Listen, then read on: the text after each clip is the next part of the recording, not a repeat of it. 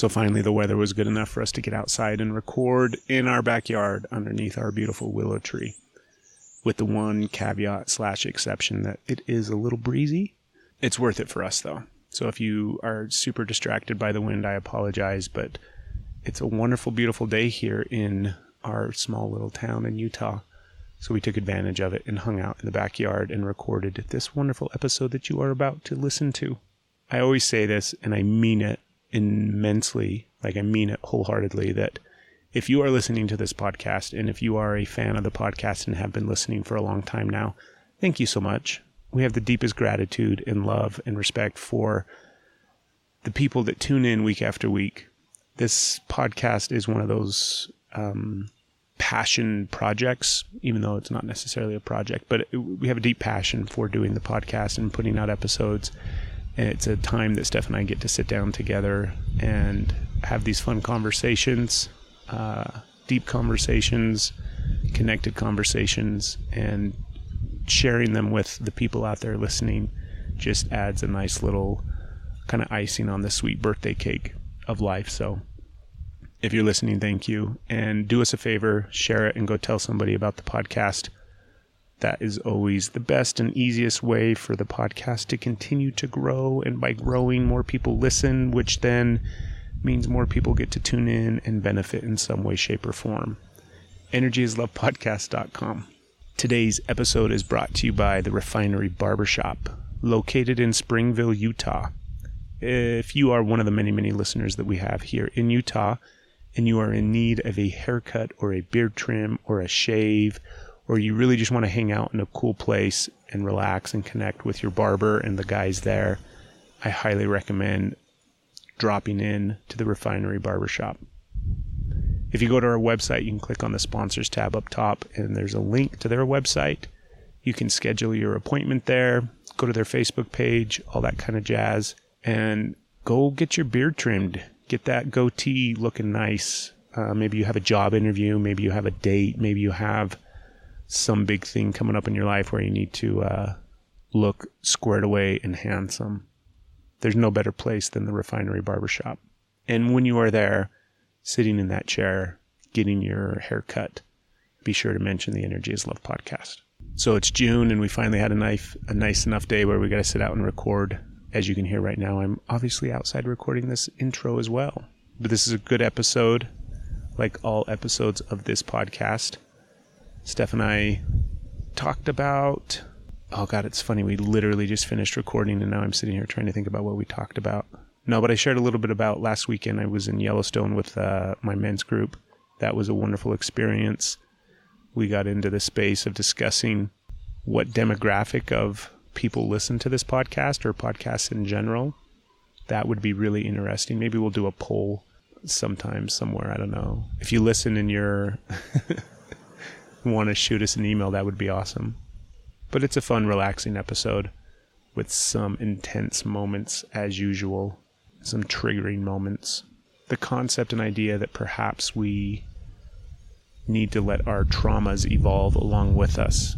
I thought that was kind of interesting, an interesting thought, that these traumas that we hold on to always seem to stay stagnant and stuck inside of us, but the fact is they probably have been evolving right along with us and right along with all other parts of our bodies and our minds and our spirits and all that jazz. But here we go with another wonderful episode of Steph and Craig on the Energy is Love podcast.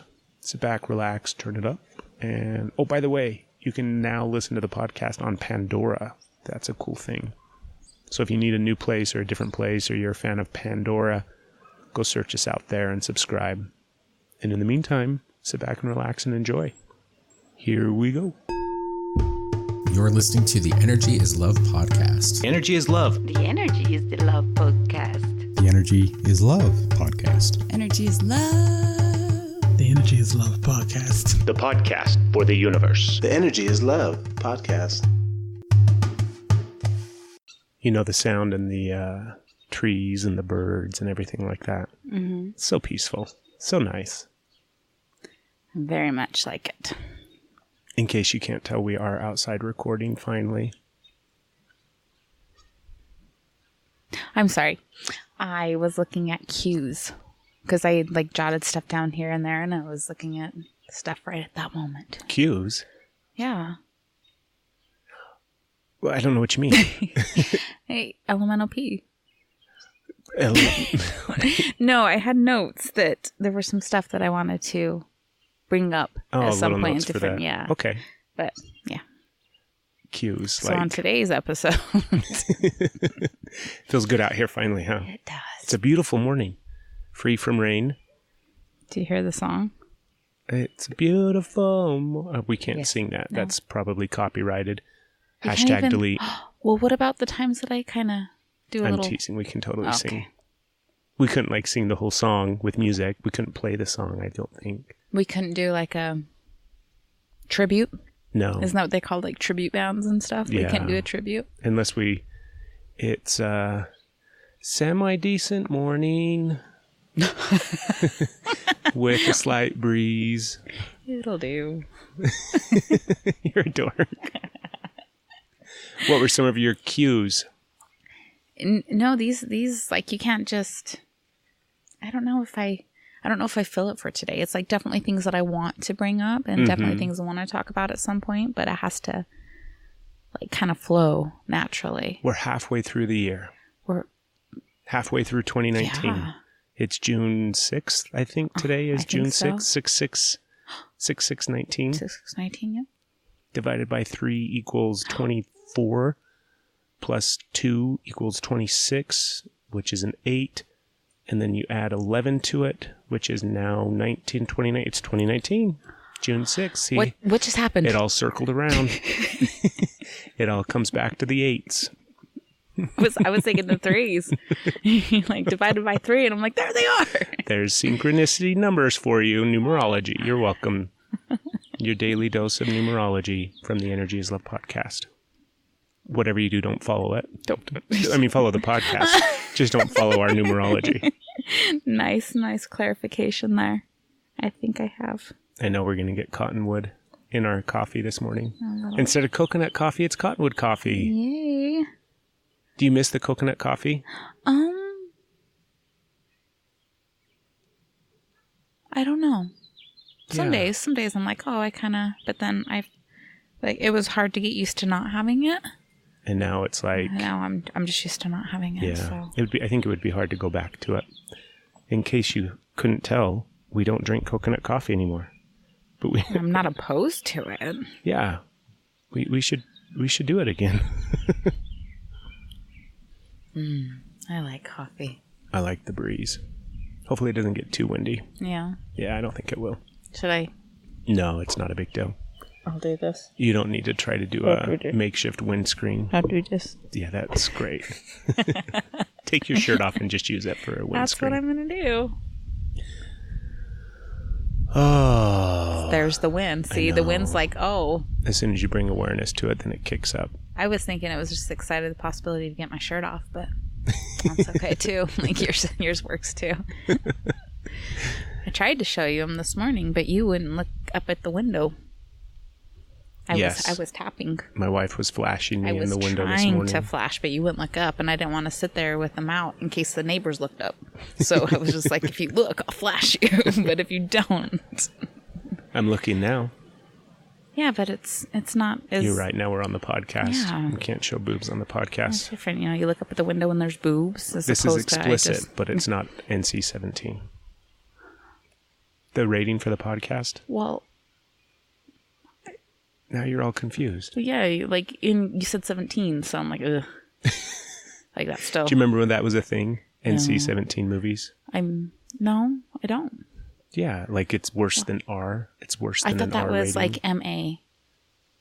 No, that's like television ratings, mature. Oh. NC-17 used to be a thing where it was too, like Showgirls, when Showgirls came out. It was NC-17. Not at, okay. Which basically meant, like an R movie, you can take kids, technically, as long as you have an adult with you. Even though most movie theaters don't give a shit. Ooh, that scared me. Oh, baby, you just spilled coffee all I over you. did, because this thing fell on me, and I felt something hard thunk on me, and I thought it was a bug. And so, like, we just about... But the NC-17 movie, you had to show an ID to get into it. Not like when you bought the ticket, but like at the door. Yeah, no, I did not know that. I think Showgirls is the only one I can remember having that NC-17 rating. So that was you liked that? I remember that movie. I didn't was a see bad it movie. in the theater. You didn't? No. Was it because you needed to watch it in your room? No, it's because I wasn't 17 when it came out. Ew, little green dude's back.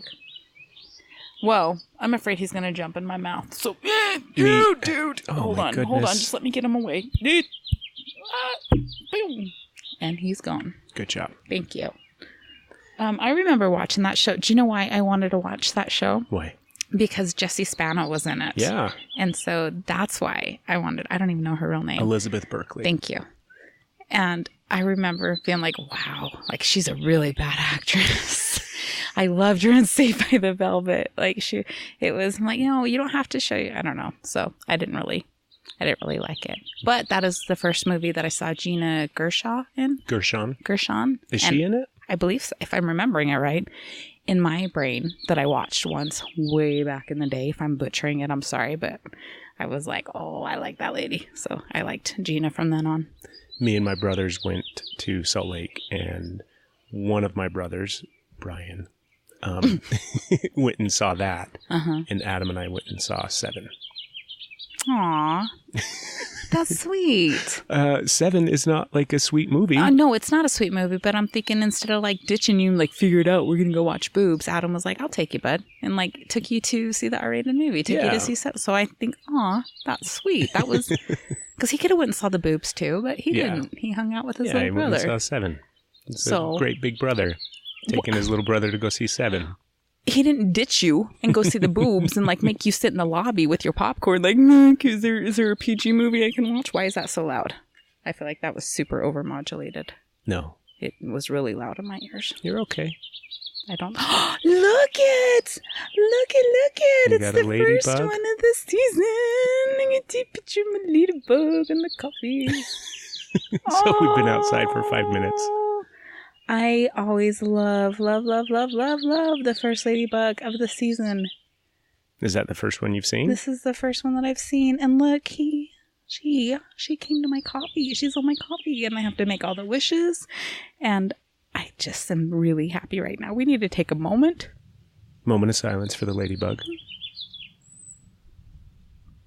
Oh, I'm really happy. I've got like 50 pictures. I think you only need one. But look how pretty. They'll all be blurry and I'll be sad. So I take a whole bunch in hopes that maybe one of them isn't blurry or doesn't have my finger in it. Okay, I think that's enough. Wait, hold on. Oh, she's climbing up. Don't fall in the coffee. It's hot. Where'd she go? She's going to fall in. Oh, my goodness. Look how pretty. Ah! And Make a she wish. flew away. Ladybugs are cool.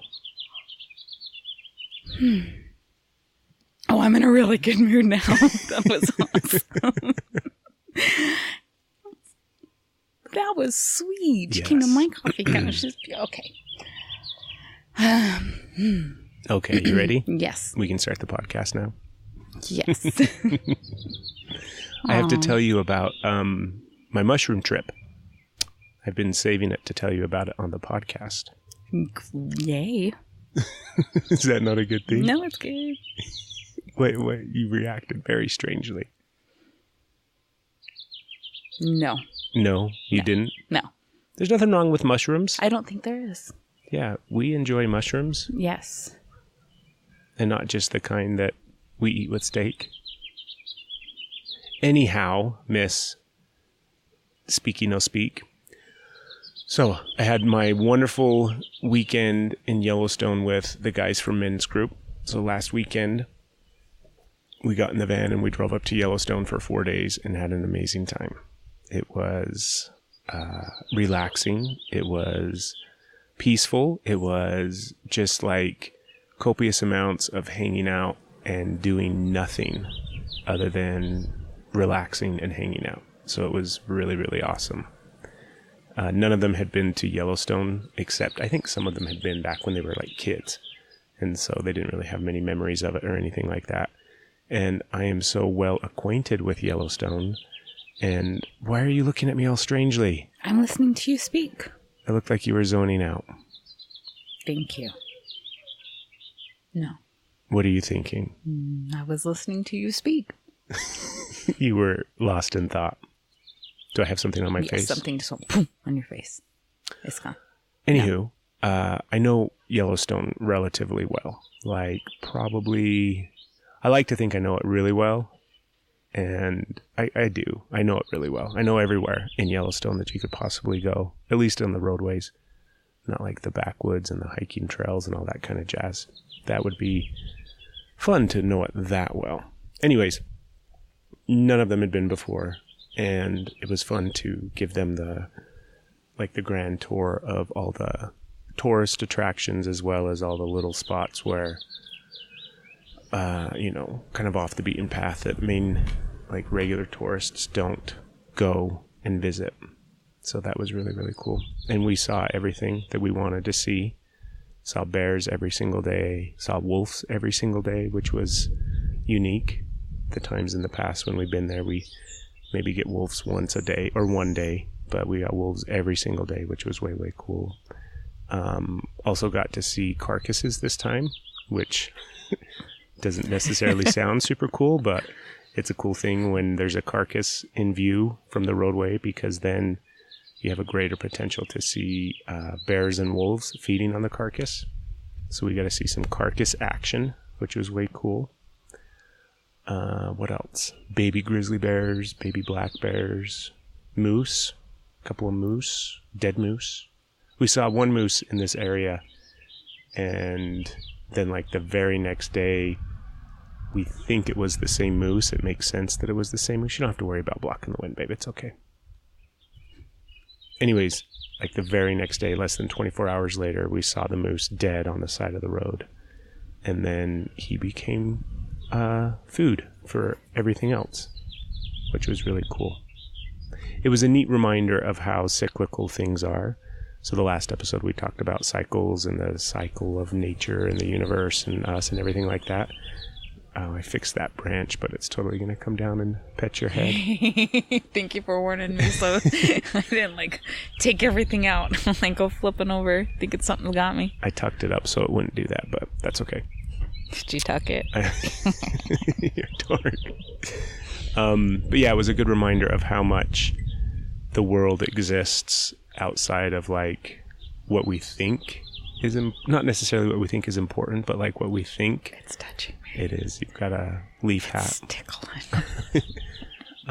Because life in Yellowstone doesn't care about anything other than maintaining life in Yellowstone. Do you know what I mean? The wolves get up and they just look for food. The bears get up and they just eat.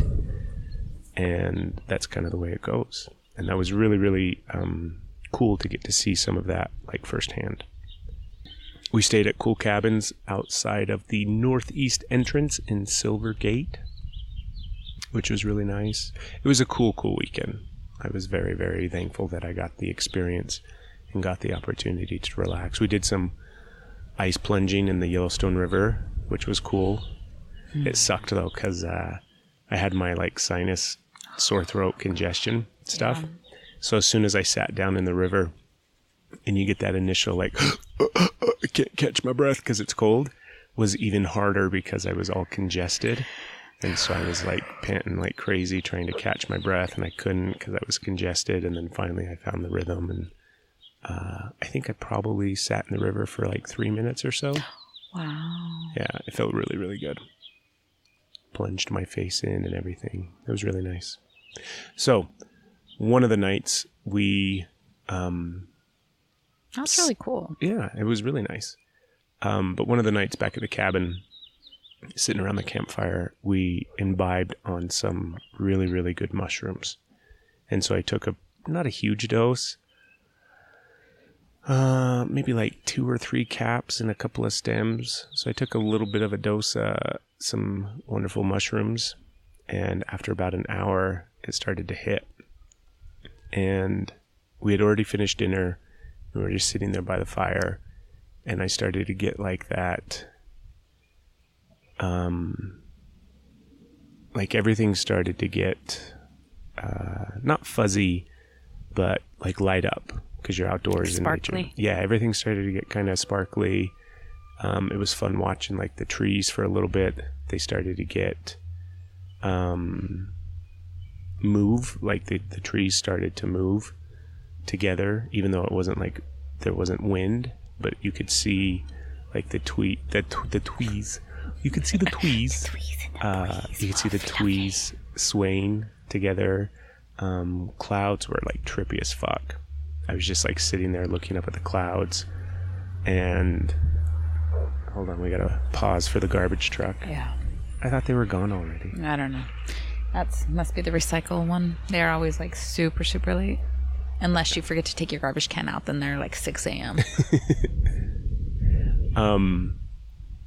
What else? What was I saying? Oh, the trees and the clouds. No long-term side effects. Not at all.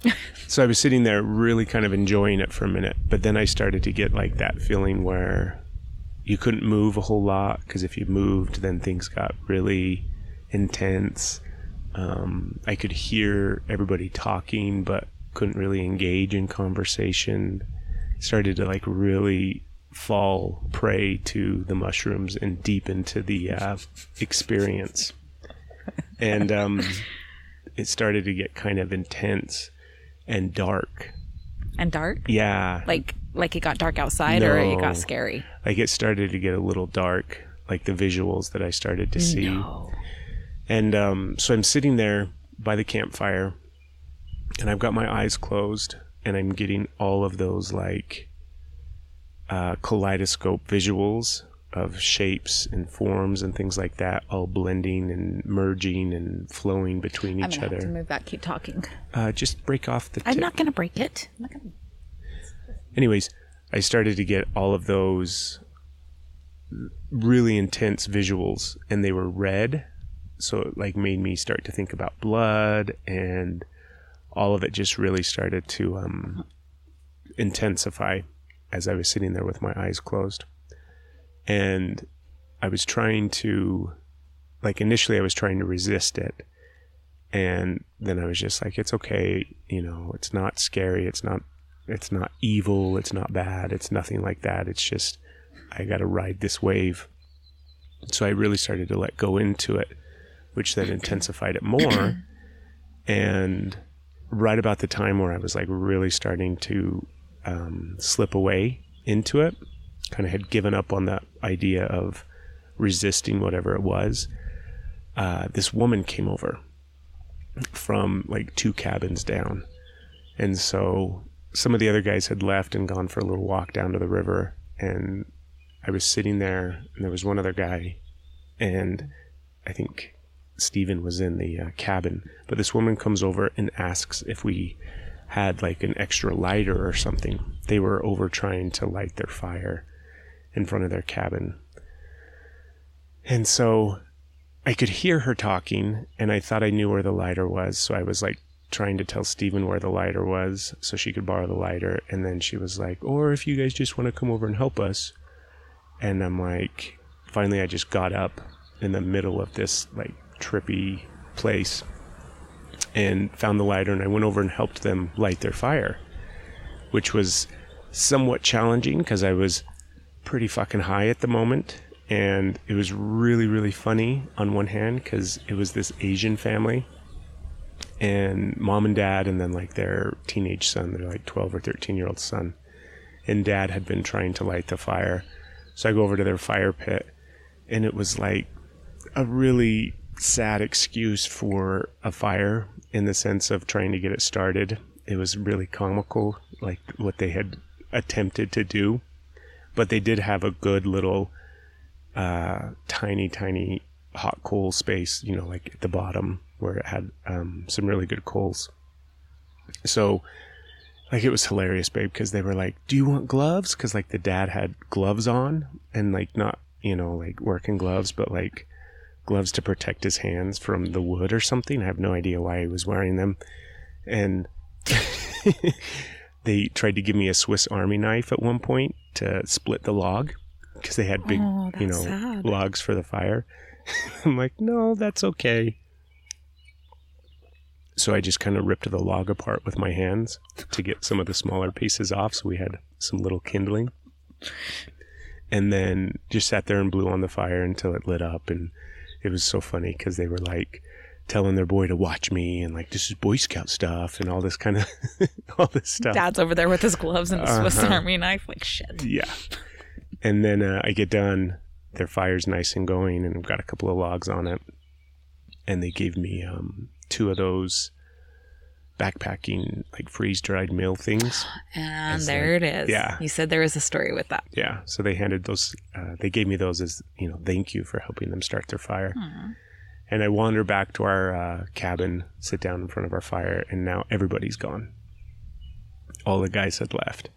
And I was sitting there, still kind of in the middle of... Did one of you decide to not trip so you could like stop people from venturing out into the woods in the middle of Yellowstone? Okay, good plan. Yeah, no, everybody was enjoying the wave of the mushrooms. Let's go pet a bear. Luckily, there were no bears to pet. Yes, luckily. So I come back and I sit down at the fire and I kind of drop back into it, but this time it's not as scary. And I left my eyes open and I watched the trees light up. At one point I was sitting underneath this big tall pine tree and I look up and it looked like it was leaning out over top of me and had like a face in it. And so I just kind of sat there, relaxed, connected to the moment and to nature. And like it was really clear in the moment how much I get from helping people and how much I get from just the simple act of helping, regardless what it may be, going over and helping them start their fire. And it was a really good reminder for me of how I feel when I do help people, regardless of what it is. It doesn't matter if it's, helping them build a fire or helping somebody move or helping somebody figure out whatever. It doesn't matter what it is. For me, just the simple act of helping people really fills me up and really gives me that good sense of like peace and accomplishment and purpose. So it was a really beautiful experience. The mushroom trip / ride was mellow and relaxing and peaceful and harmonious, and it was really, really cool. I enjoyed it immensely. Well, good. Yeah. Do you have any questions? Having heard that story for the first time?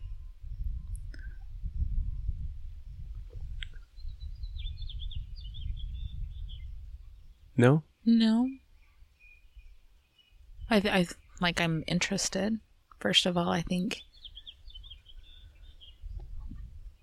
like everybody made it back. I'm glad, right? Yeah, Assuming there's not like everybody had Joe's a nice not experience. still up there running naked with the wolves and being like those are. Yeah, they all had their very similar experiences in the sense of acknowledgement and recognition and all sorts of stuff. I think how different it is. I don't know, society of using gloves to start a campfire and the Swiss Army knife for the logs. Yeah, it was like city folk that had zero clue on how to start a fire. And they're like, I don't know. That's interesting to me. But I think it's cool. Not that it was so, but that they were so willing to, I don't know. I think maybe a little prep work before going to Yellowstone. But I don't know. I think it's cool. There's so many people that don't. Yeah. Well, we all don't have our own personal Yellowstone guide. Something. I was trying to think of something to call you, and the only thing I could think of was guru. And I'm like, that's so not it. I don't mind the title of Yellowstone guru. Yeah. Aficionado. Yeah. We'll get the high guy to come start your campfires and be like, by the way, there's some like shit over there. So of course I'm No, it's cool. So I don't know. It's cool. Yeah. That you know how to do all that. So I have a question for you about the podcast. Okay. We'll shift gears a little bit. All right. What do you think is our biggest demographic for the podcast? Men or women? And then why? I don't know. Do you think we have more men that listen or more women that listen? I hadn't thought about it. I don't know. Yeah. Probably. I don't know.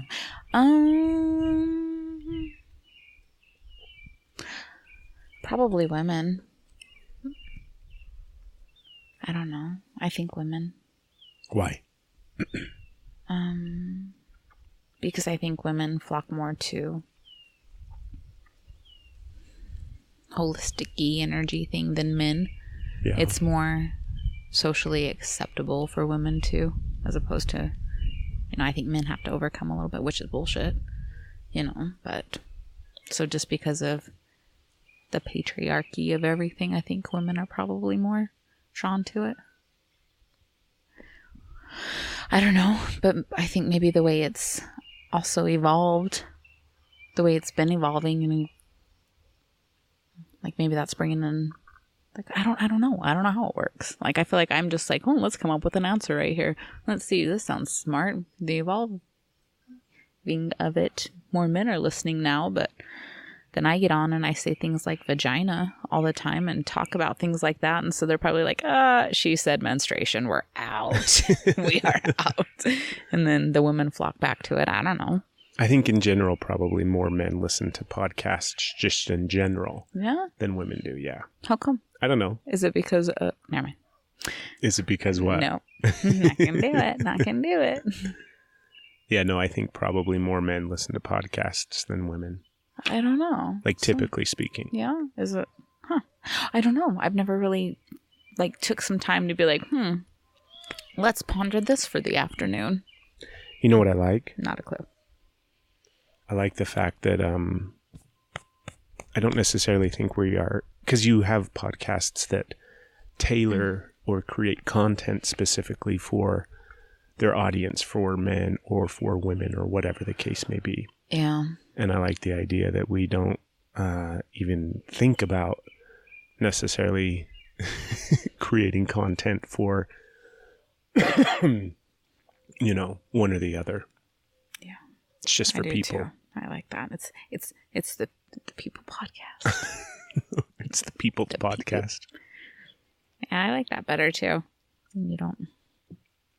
I like that we don't try to be experts on everything and this is what it is. This boom boom boom. It's, I don't know.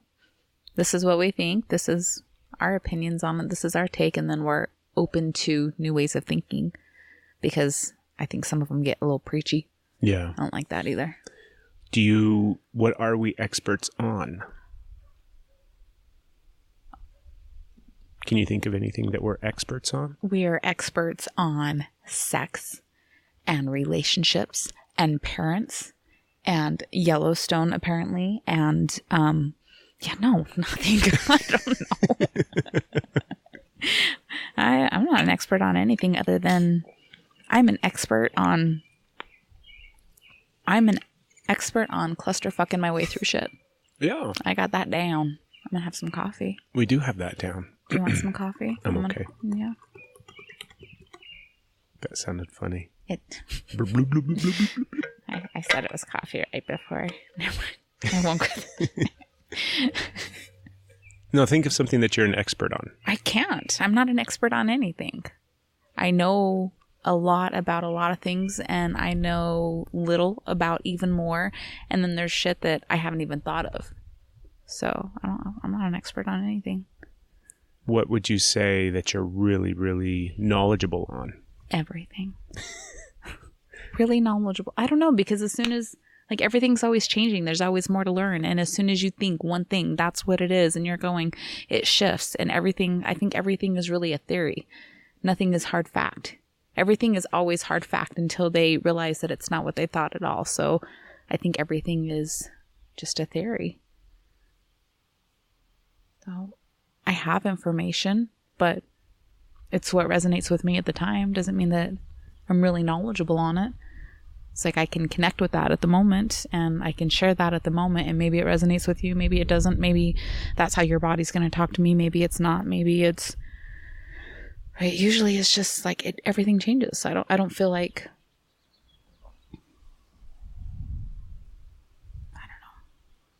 I think you're very knowledgeable on like essential oils.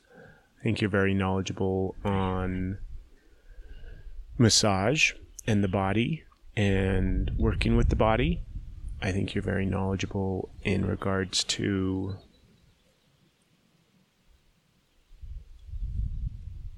I'm trying to think now. well, thank you for those, but I don't think so. I think all that is just, it changes every time. It's just listening to whatever it is at the moment. Yeah, So, but that's part of why it makes you knowledgeable, because you understand that aspect. that it changes. Yeah. 100%. Okay, I'm knowledgeable in change, but I don't like change either. So. Well, think of how often people get wrapped up in not allowing for that change, right? Where they hold firm to their beliefs or their ideas and don't allow for the change to take place. So then they're not, they're stuck in the past of what they believe or what quote unquote the knowledge was at the time, but haven't allowed for it to evolve. I get stuck in that too. I'm stuck in that with a lot of things. Yeah. Like hurts and stuff. Hurts? Yeah. Like owies. What do you mean? Like emotional owies. It's hard to, like, you can see how things are always changing and always evolving, and you have to, but there's things that, like, oh, that, watch out for that pain, I get stuck in that, so I can be, like, fluid with other things, but then with owies, a lot of times, I don't know, get stuck there. So I don't know. That's an interesting idea. What's that? The in some areas we can allow for change to take place and acknowledge that it does and flow with it and bring in new ideas and new like thought patterns and things like that. Except when it comes to emotional owies, where we don't allow them to change and evolve. We stay stuck in the past of when they were made or created or our idea behind them, when the fact is they evolve and change right along with us. Yeah. I like where that's taken my head. It's like being in a canoe with one, or just going in circles, not thinking to change sides. So what is something that has changed for you that maybe you haven't allowed for it to evolve? Nothing. I'm a very evolved person. This is for the common folk, not my enlightened ass over here. For you regular people. Peasants, muggles. I'm a lot of things, but I don't know how to voice any of them at this moment. Why are you asking me all these questions? I don't know, baby. We're having a conversation. Are you still high? No, I am not. I did not bring any mushrooms back with me. I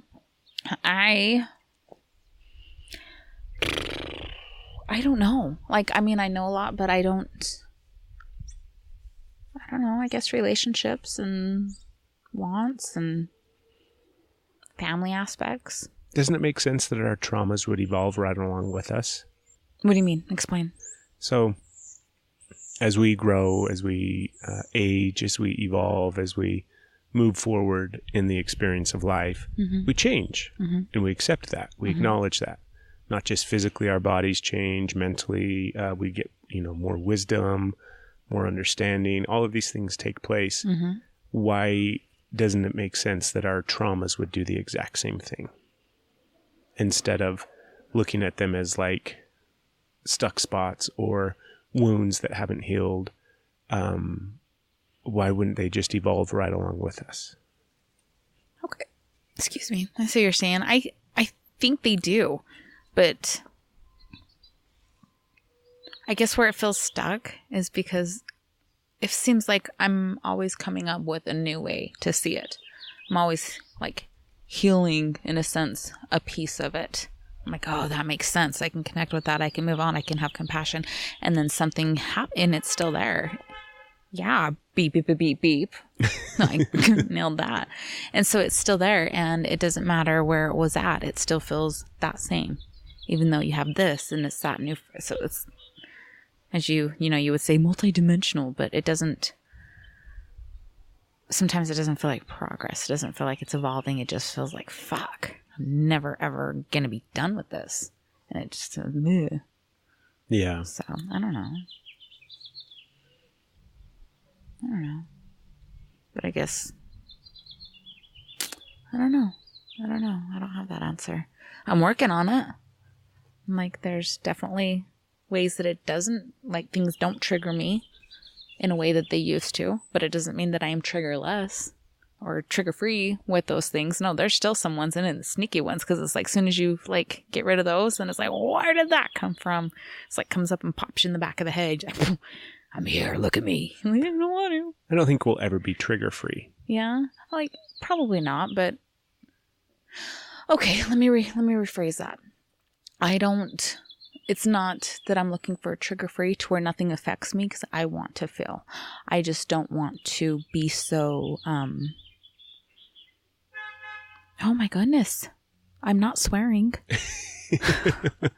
I don't want it to be crippling when the trigger. I don't want it to affect me in such a crippling way where there's like, I want to have recognition of it and feel it and see it and be able to move with it and have it do its thing, but not, where it takes me out. So what's a big trigger for you right now that you feel like takes you out? Coconut. No coconut in my coffee. Classic avoidance. Moving on, motherfucker. Right now, wow.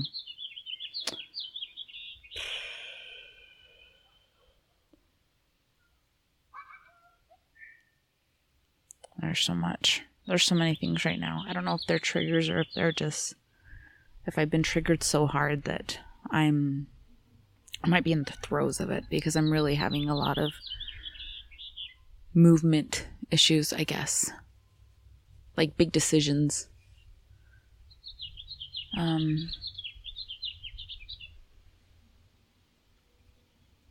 don't know.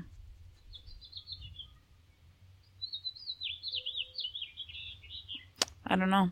Yeah, I can't think of any. I'm kind of like, it's not because I'm like, I'm so trigger free. It's not that. It's just, it's kind of intense right now. So I can't even get my brain to like pinpoint.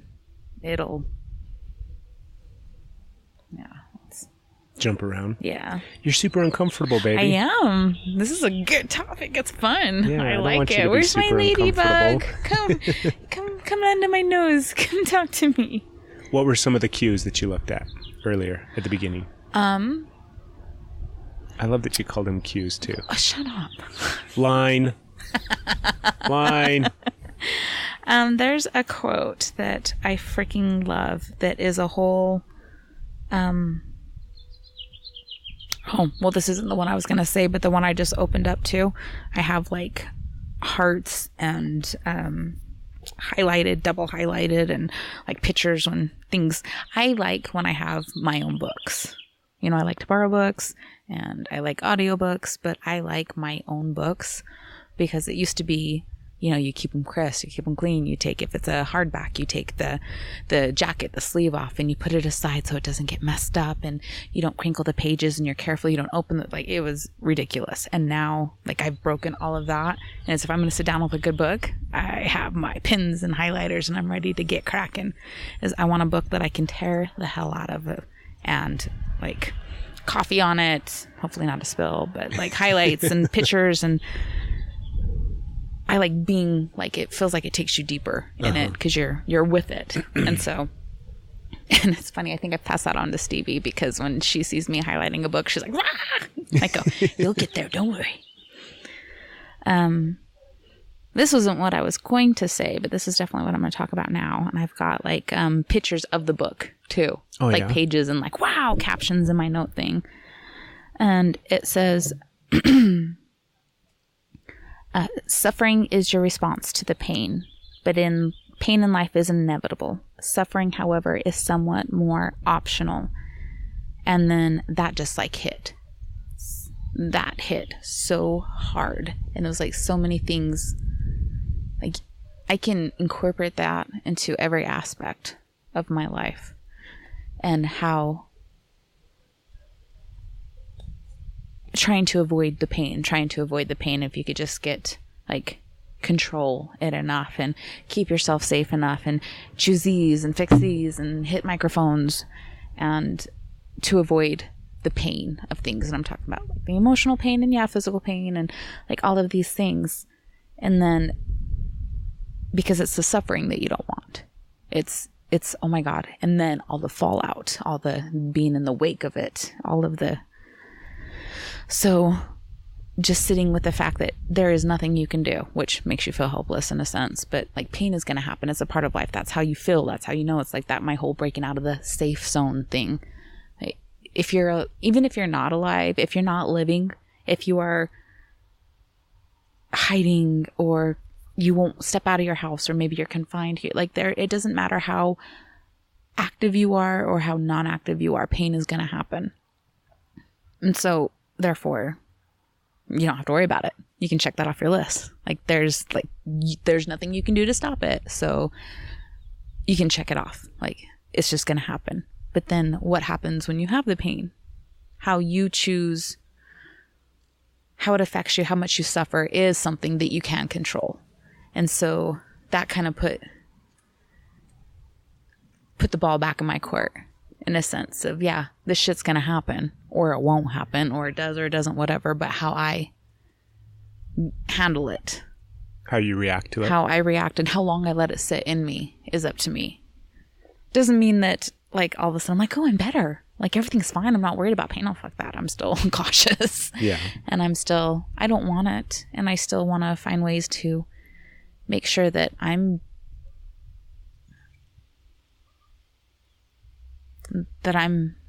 being treated the way I deserve, and that I matter, and that family matters, and like all of these things. But I like that spoke to me so much, because there's change that I can make with that. The amount of suffering that, I guess that goes back to the triggers, it's like I don't mind the triggers. I just don't want the triggers to take me out. So I know that they're going to be a thing, but I don't want to suffer. I can have pain, but I don't want to suffer. And I don't have to. And I'm figuring out how to do that. So that was a big one. I agree. I don't know if that was a question you asked, because when I looked, that's what popped up, and I was like, squirrel! No, I agree with you. I mean, it's like you definitely get to choose how you react and respond to not just pain, but anything, right? Yeah. Because shit's going to happen regardless. Yeah. There's going to be triggers. There's going to be pain. There's going to be experiences that are 100% outside of your control that yet affect you. And then it's a matter of getting to choose how it affects you and what you can do in those moments of being affected, of suffering, or whatever the cause and effect may be. Yeah. Does some of it feel like a disassociation, though? Does some of it feel like head in the sand? It can be, very much, because it doesn't... Like, it can be like, oh, well, there's nothing I can do, so I'll just sit here and take all the pain and just choose to be a happy person, and all of the pain, blah, blah, blah, blah. Yeah, no, I guess there's that aspect, and that's... It could go that way. That's not what I mean. I didn't think that's what you meant by any means. I can hear that. And I think there is part of that. No, I think some people do that. Well, do you know what I mean? I do, personally. Know what you mean? I've definitely done that. Yeah. So much, like, disassociation, but I call it autopilot. You just go into... I think that's why I have, like, memory issues with a lot of past, because I wasn't really there. Yeah. Wow, I'm getting uncomfortable as shit right now. So that disassociation, that autopilot, it's just a coping mechanism. It's just a survival trait. Do you know what I mean? That's normal. I do the same thing, babe. I know. You love it when it happens. I do. It's not a trigger for you at all. No. I think I disassociate and disconnect most often when I am Either angry or afraid. So when I'm afraid of something, then I will disassociate from the moment or from the experience or even just from life itself, because I feel helpless and overwhelmed and stuck in the anxiety and the chaos of whatever that fear may be. And then as a way to deal with my helplessness, just disconnect, just disassociate. Yeah. It sucks. It does. I don't like it either. I would much rather feel my way through those experiences. I would much rather connect to my body and recognize what's happening and lean into the uncomfortableness and all that fucking bullshit that works and is beneficial and cultivates growth. But at the same time, there's times I just don't want to fucking do any of it. So it's so much easier to just disconnect and disassociate and withdraw. Find something to distract. Yeah. Well, there's times that I can feel the cry and I just go into it. And I'm like encouraging myself. Like the more I cry now, the more I feel it and just try and feel it, that the less it's gonna, less suffering, the more I can get out. And, my body takes issue with that. I'll notice my mind start to, because I'll feel that and be in that, and then my mind will start to think about other things. It'll take me like, no, go over here. And so then I have to consciously try and bring my awareness back to it. And then it takes off, and I'm sitting there and then the emotion just stops. And so I can't even like finish. So, sometimes it's a mess. Sometimes it all comes about. But then it's like, fuck. That subconscious coping mechanism, huh? Like, I'm trying. I'm here. I'm saying, welcome it. And I can't cry anymore. Now I'm sitting here like, I know I need to cry. I can't. And then when I have it, and then my mind's like, oh, I think there's dishes in the sink. Did you take, all of these things start. And I'll think about a show that I've been watching and start playing that reel in my head. And it's like, no, back here. Because it will, even if I don't do something to actively distract myself, my mind will take care of it for me. Do you think that that's like the neural pathway that is so ingrained that your body recognizes like the neurological, physiological response that's taking place, and it knows, oh, this is what we do in this scenario. And so it just automatically kicks into... Like, we got you, boo! Yeah. Automatically goes to distract, disconnect, spin away from whatever it is that is coming up so that we... squanch that feeling, squish down and disconnect from that emotion that may be rising up. That's a fucked up thing that our, brain and body does. Yeah.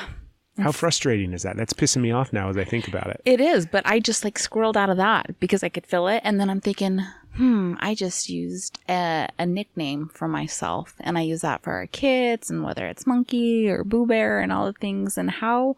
And so I scrolled into is it minimizing them when you give them affectionate names? Are you making them little fluffy things? So is it taking their power away? Like, right? Fucking squirrel. We got into deep shit. So I'm like, is it harmful if I'm like, maybe I shouldn't turn them into little, maybe I should just use their names, or like call them warriors or something. I don't know. Like, this is going to hurt. Hello, Princess Fairy Goddess. Good morning. Does it like, seriously though, like with that, because we're gonna squirrel with it, we'll think about it, because I just said that, like, I got you, and then nicknaming, and it's taking away my personal power and making me a little thing that needs to be taken care of. And like, nope, I don't want that. I think there definitely comes a time in life where kids reach a point where we don't need to call them those Monkey little butts? my little punky boo, my punky boo bear, my little fluffikin. Yeah, I think there's definitely a time and place for those things, but I don't. Why though? Yes, I agree. Yeah, but I don't think there's anything wrong with it. We're definitely not going to shift and change away from little cute nicknames for our children. Yeah, we have them for each other too. Is that like, do I expect you to call me Craig every single time you address me? I don't know, Craig. Do you? Craig. Yeah, are you in some way, shape, or form keeping me in some place, like when you call me babe, or what else do you call me? There's some things that you call me that... Are you ready for this list? You know, that's not harmful. They're terms of affection. God of Thunder. God of Thunder. the plower of... the orgasmic giver. The planter of seed. Oh, God, no seed. No seed planting. Oh, no, I don't think there's anything wrong with it. I can't say all those things. But you see, and I'm triggered by things that I have called you, and so that makes it hard to call you. Yeah. Oh, yeah, try and keep these brains straight. So what's your brain doing right now? Saying, get out of this uncomfortableness. Come up with something else, because he'll circle back. You know he will. Yeah, he will too. I know. So, like... He's just waiting for the right moment. You can't hear me right in the mic. I've messed up the audio. This is the only thing you're going to focus on. And I spilled coffee on myself. No, I like the idea that our brain naturally takes over in order to what? Like, what is it defending us from? Like, what is it protecting us from? Do you know what I mean? The owies. Yeah, but they're just emotional owies. They're just uncomfortable emotions. They're just... Oh, so you're minimizing my feelings. I think it's fascinating to think of it from that perspective. Yeah. That it unconsciously takes over and steers the ship into distraction and disconnect as a way to protect you from what? Right? The owies. Yeah. So maybe it is that old ingrained fight or flight response. Because there is a thing, right? Like imagine, so I was just in Yellowstone and we didn't see any active kills take place, but we saw them shortly thereafter. So imagine the elk that finally gets taken down by the wolves. I know. And that elk at some point goes to a happy place and disconnects and disassociates so that it doesn't feel itself physically being eaten alive. Okay, I gotta have a little bit of a breakdown with this. And so there's some ingrained evolutionary aspect of our brain that when we get to a spot of not just frozen, but like where we realize the end is near, then our brain will distract us with whatever the case may be. You know, whatever it's going to distract us with. Because do you think that the elk Trigger! Let's move on. Do you think the elk is sitting there thinking, like, right up into the end when the lights go out? Because they eat them alive. I fucking hope not. Like, this is dark. That was one thing that, like I was explaining to the guys, you know, like the really, really shitty thing about when a bear takes something down is it doesn't, like, kill it and then start eating it. It literally just starts eating it as soon as it gets it down. Why doesn't it kill it first? How does nature not know that? How does nature and all this energy and all this connective and we are all one, how is that not something that is just, where's the compassion in that? How is that not, how do they not do that? If they can sit there and mourn their loss and if they can protect their young and if they have that compassion within them, how does that not happen with the kills? How do they not know just to take them out so there's not the suffering? Why? I don't understand how that's not a cyclical thing. How is that? Because we're adding the construct of suffering to that experience. But they do suffer. We think they suffer. I believe you. What happened? Like, they're so fiercely protective of their babies. There's compassion there. See, you're giving human qualities, human thoughts, human emotions to animals. I'm not saying that they have the vocabulary for it. Hell, I don't have the vocabulary for my feelings, but they feel it. I believe they feel it. I believe that burdens up in them. I don't think they do. Okay. Do you think, as far as that goes, do you think that bears and dogs, for instance, would be on that same level of not having that human compassion? Or how you were describing it? Well, like dogs that we think of today, like our dog or domesticated dogs, are vastly different than... I won't even talk about people with it. Just like from their young. Do you think that... Okay. Okay, so here, I'll just go right into my story. So we had a sweet puppers that had babies, and something came in and killed the babies. And she came up and was at the house and was just like, and just like howling at us and just talking. It's like, what's the matter? This is when you were a kid, right? Yes. And she kept like, she wouldn't stop. She kept like pawing at us and just until it was like Timmy's in the well. And she led us to her puppies that were, I found them, her dead puppies. Yeah. And she was like mourning and having a hard time and wanting to be over them. And when we had to bury them, she didn't want to let them go. She was right there and trying to like, oh my God, my babies. So it wasn't like humans are, she wasn't like, oh, I'm happy to see you. I love you, human. I will play with you. She was crying and like my babies and trying to get help for her babies. And yeah, so I 100% believe that they have the capacity for human compassion. We put a human label on it and think that, no. So you think all animals do? I do. I do. I don't. I do. I do. I think dogs might have some level of it, but only domesticated dogs. And that's simply because of the way that they have evolved in conjunction with us. And I think other animals, like we watched Blackfish. Oh my God. Like killer whales and stuff like that. I think they definitely have that emotional spectrum and that capacity to mourn the loss of their child, do you know what I mean? But even killer whales, they're not taking the time to kill the seal before they start eating it. That's what they just start fucking munching. They just and it's gone. It's like a pill for that. So no, I can't. I don't understand that because I 100% believe that they have that awareness. They understand the life and death, not just the nutrients. It's more than just feeding. I don't think it's just kill or be killed. I believe that there's more, so I don't understand that. What if they have an understanding that because we're sitting there thinking about what it would feel like to be eaten alive and how horrendously painful and scary and frightening that would be. Yeah, and I'm also thinking of being the one eating. I could not. I think I should know a little ladybug. I don't, obviously. Yeah, kill me quick. I'm like, oh my God, but I wouldn't do that to something either. Oh my God. Yeah. Like, oh my God. Well, that's what makes us human. Just because I don't see how that's not. I don't understand that. I believe that. What am I missing? And I don't think it's the fact that they don't have compassion and they don't have those emotions and feelings go through them.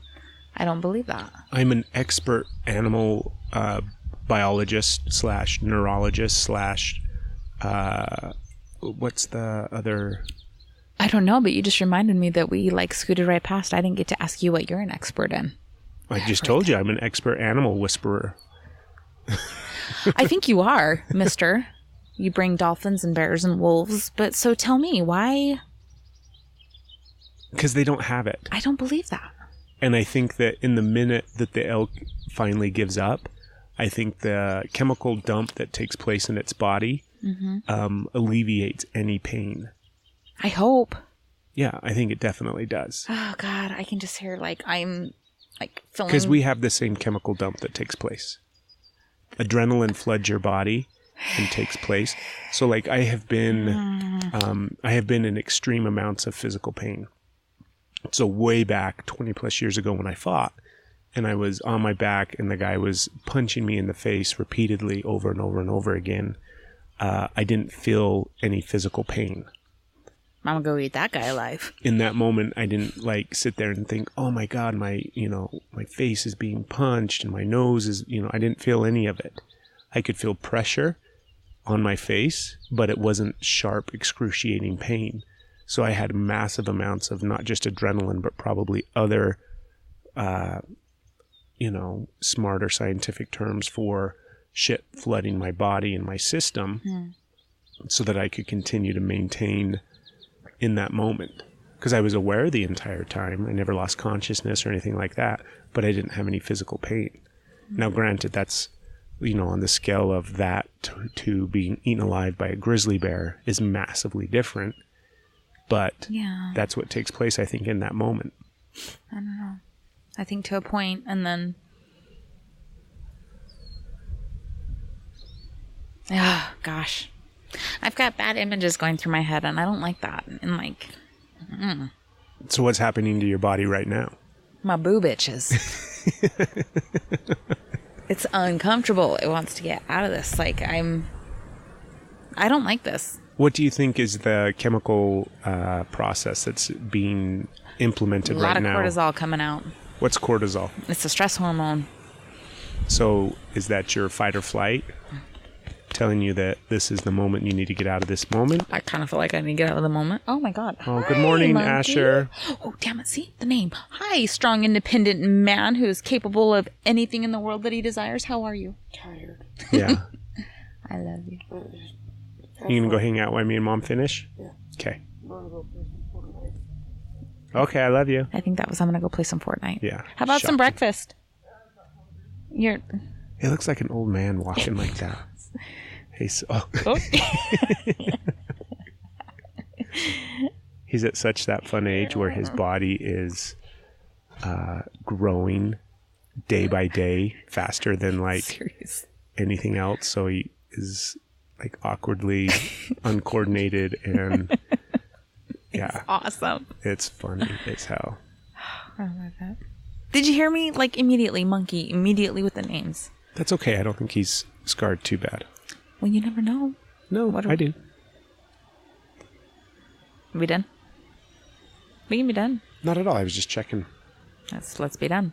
You start checking the time, tells me that you're like, God, is this conversation ever gonna end? I wasn't checking the time for that. What do you want to do while I stretch and have to pee? You got to pee? Kind of, yeah. Well, we can wrap up. I was thinking because next week we're going to be on vacation, taking the whole family to California. And then the following week after that, we are going to Colorado, just the two of us, for the Telluride Bluegrass Festival. I'm thinking we'll probably record a podcast while we're there. Yeah. Hopefully. Do you think I'll be able to form words? Yes. I don't know. Who are we going to go see? We're going to see Brandy Carla. That's why I'm going to be crying. I'm going to be crying the whole time. I'm going to be Yeah. so excited, so excited, so excited, so excited. I'm really excited. I'm really excited. If you happen to be at the Telluride Bluegrass Festival in 2 weeks, hit us up. You can I'll be be on the the podcast. When losing my shit when Brandy comes out. And yeah. So if you want to find it, I'll be the one that's that crazy. Sobbing hysterically. Yeah. Oh my God, I'm so excited to see. Yeah.